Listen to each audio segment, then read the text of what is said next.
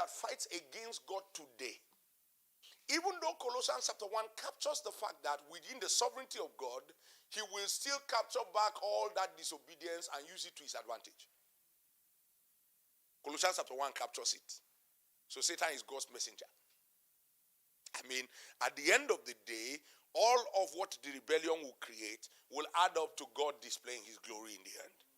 Romans chapter 10 also gives you an understanding of that. How that God raised Pharaoh so that he can display his... Imagine, God sent Joseph to Egypt to preserve Egypt so that all the economies of the earth will send their monies into Egypt. Then Egypt became the most exalted economy on the earth for over 400 years. And becoming stronger and stronger, so that the day God decides to strike Egypt and bring out his son, all the nations will hear it at once. If he does it with a common nation, nobody will take it seriously. So God took an entire 400 years, raising one nation, so that in the day he drops the nation, the whole of the nations ran about. So Rahab told them 40 years after, we have heard of your God. That means the story didn't stop ringing in every kingdom. And that's what God wanted to achieve. That was all he raised Pharaoh for. So if you read Romans chapter 10, you too want to ask, so why should God punish us for being vessels of wrath? Then he said, oh clay, can you say to the potter, what makest thou out of me? It is these understandings that make that a man knows that some of his highest privileges in this world is to stand in the center of the will of God for his life. If you understand it, there will be nothing else that will satisfy as much as knowing that you are in the center of the will of God for your life. Well, okay, so let's go back to our story, right? Was the example good enough? Okay, because I didn't actually give an example. I just explained again. All right? So let's go back to that. So God deposits everything that a man needs for his journey. In gifts, in callings, they are already, every ability that a man needs, is majorly seated inside of the man.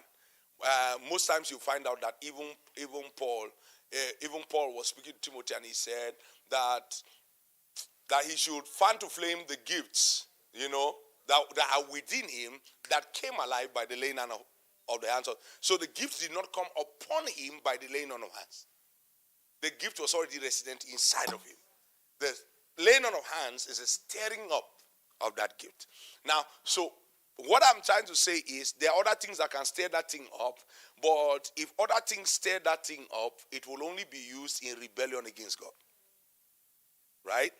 Now, so back to Ephesians chapter 1, where we're trying to take our story from.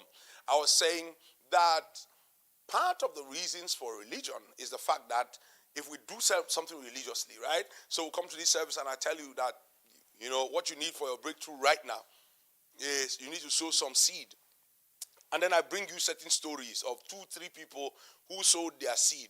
And then there's sufficient faith in the atmosphere. And then you run, you go and pack all the money in your account and come and give me. And then, you give it to the Lord. Let's put it that way. Now, the problem is that most times, prophets got you to do that. I'm not talking about genuine prophets.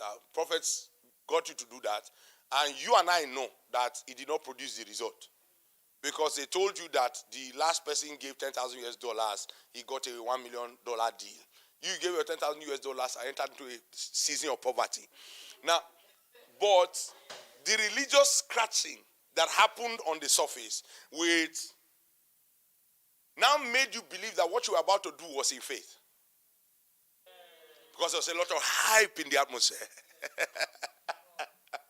Then you did it, it did not produce the result, and many times believers do not, forgive me, have sense enough to ask, why didn't that thing work?